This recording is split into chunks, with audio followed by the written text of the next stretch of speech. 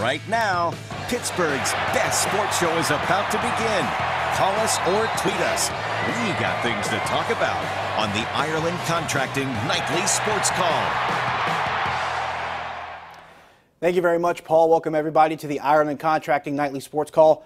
I'm your host, Josh Taylor, in tonight for Rich Walsh, and quite a bit to get to, so we will start with the most recent. Pirates right now in the bottom of the ninth inning in Cincinnati. Felipe Vasquez is on the mound, hoping to close this game out. If he will be 8 in a row for the Pirates and also 10 of 11. If you can wrap your mind around that, this team continues to win games. It's not even the fact that they're winning games. It's the way they're doing it. It's been pretty impressive.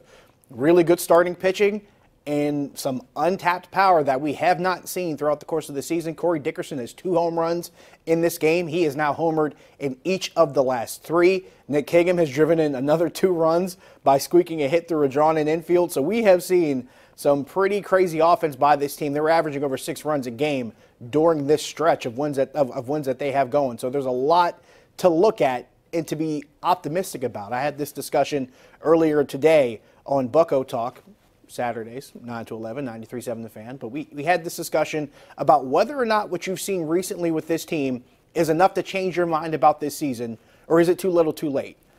I mentioned during the show, I'm sticking with this stance, I'm in show and prove mode. They have to be able to show that what they're doing now isn't just a fluke for a week or two. They have to continue to win games consistently, even if they don't rip off 8 in a row the next time around, even if they don't win 10 of 11 in the next 2 weeks. Can you win 6 or 7 of 11? In the next 2 weeks? Can you rip off 3 or 4 in a row? Can you win the next couple series after this one? That's the question you have to ask yourself, because they're going to go to Cleveland and then they're going to come back home and deal with the Mets, deal with St. Louis, and deal with Chicago. So there's quite a bit down the pike here when you're looking at what this team is doing right now, and it's good that they're doing it. It's even better that they're doing it on the road in a place that they haven't really been able to win many games in Cincinnati. They struggle there on the road. They lost 2 out of 3 the last time at Great American Ballpark. So the fact that they're doing it now, it's good, and it's at a pretty good time. However, can they sustain this throughout the course of the next 6 weeks going into September? And that's not counting the fact that even if they continue to win games and start to do it at a good clip, you still have a bunch of teams that you're looking up at. Now, in the same token,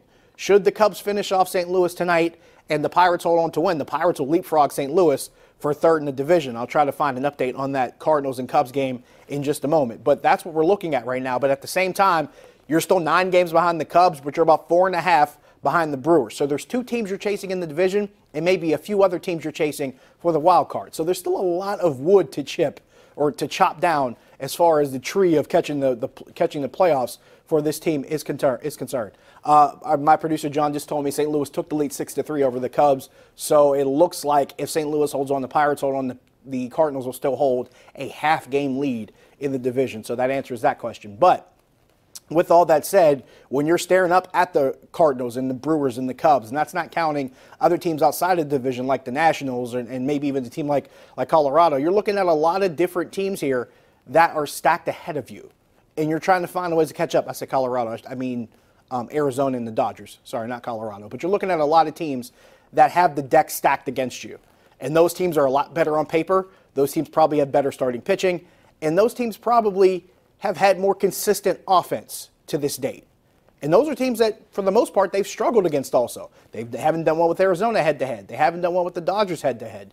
They haven't done well with head-to-head. And finally, they were able to pull a couple out against the Nationals. So you're looking at a really tough situation of trying to leapfrog a handful of teams that are ahead of you outside of even your own division. So it is still a tall order. But if this keeps up, who knows what can happen in the next 6 weeks. But I'm still in show and prove mode. Moving forward here, the Steelers, of course, have been a hot topic for the last couple of days. Less than a week away from training camp. We are 4 days away. They report to St. Vincent on Wednesday. A lot of discussion behind James Harrison's comments about a lot of discussion about Le'Veon Bell's contract situation, so I'm sure that's something you guys want to talk about too. 412-575-2600 is the number. You can also shoot us a tweet at Josh Taylor HD. By the way, we also have, later in the show, we have our Roos Chris Sizzling Shot. We got a new one coming for you there. We give a high five to a local golfer who shot a hole-in-one. The Sizzling Shot is brought to you by Roos Chris at 6 PPG Place downtown, home of the Sizzling Steak done right. We will take a break. We'll come back, answer some questions, some phone calls, and some tweets. Stick around.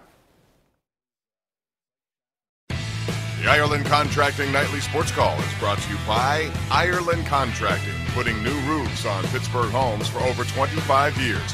Call Ireland Contracting at 1-800-NEW-ROOF.